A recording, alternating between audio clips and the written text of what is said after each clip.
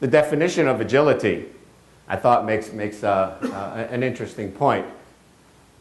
The gracefulness of a person or animal that is nimble and quick. Grace is the quality that emanates from you.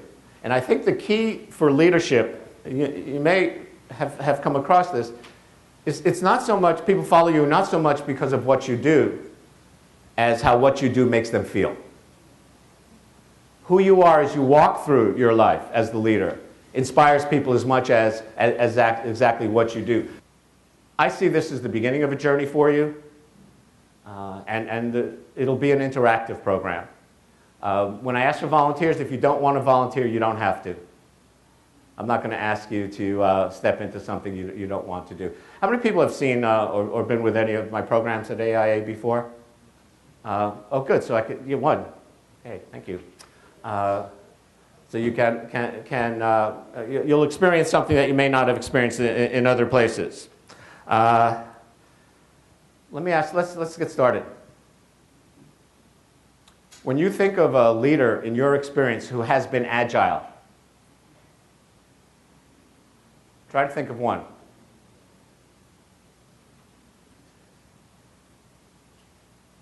What qualities did that person exhibit that led you to think of that person right now? Not scared to change. Not scared to change. How do you know that person was not scared to change?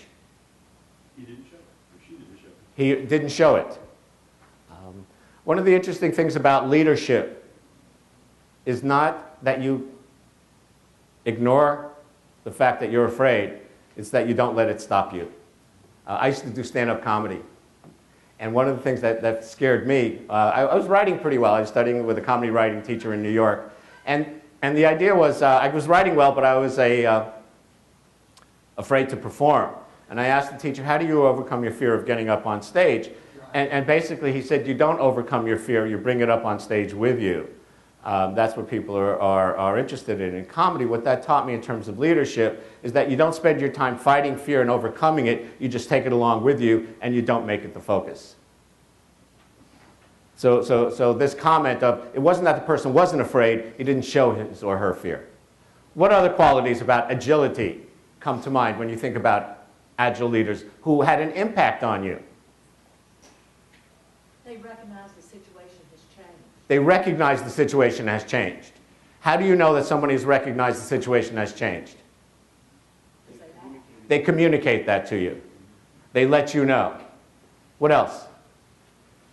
Yes? I'm not afraid to fail. They're not afraid to fail. What is it about leadership that is so important if you're not afraid to fail? What does that tell the other folks? It's okay if they can try and fail. Think of how often people resist taking a risk because they don't want to fail.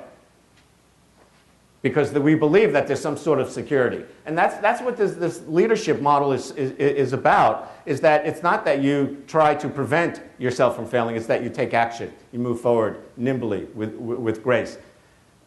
What else? One more.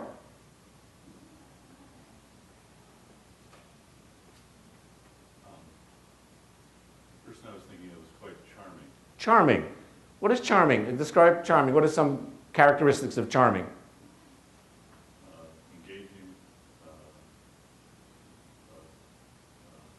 Engaging? Someone you're attracted to. Attraction. You know, we all hear about the law of attraction.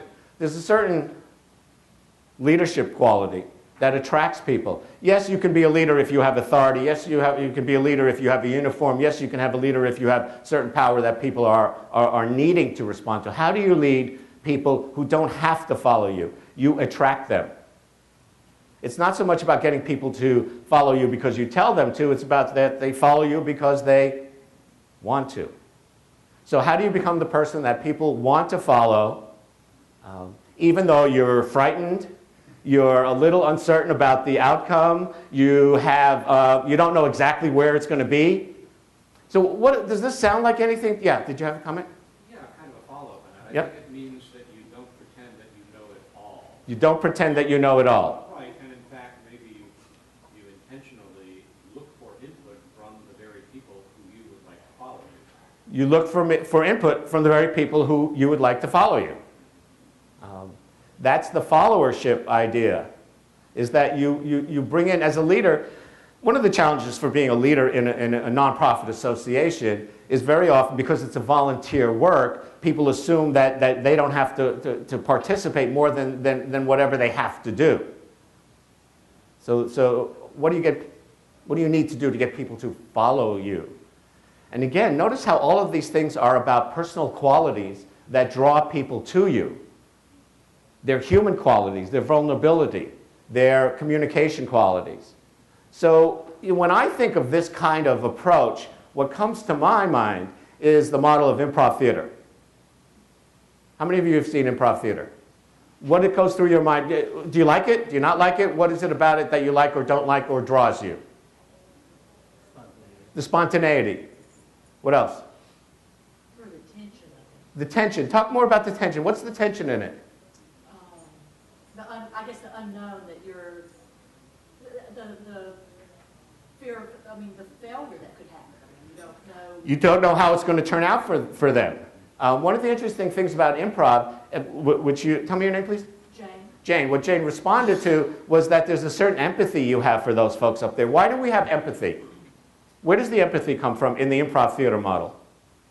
Could be you. Could be you. So notice that when you get people feeling that you're there for them, there's that attraction. There's that interest. What else do you think about improv?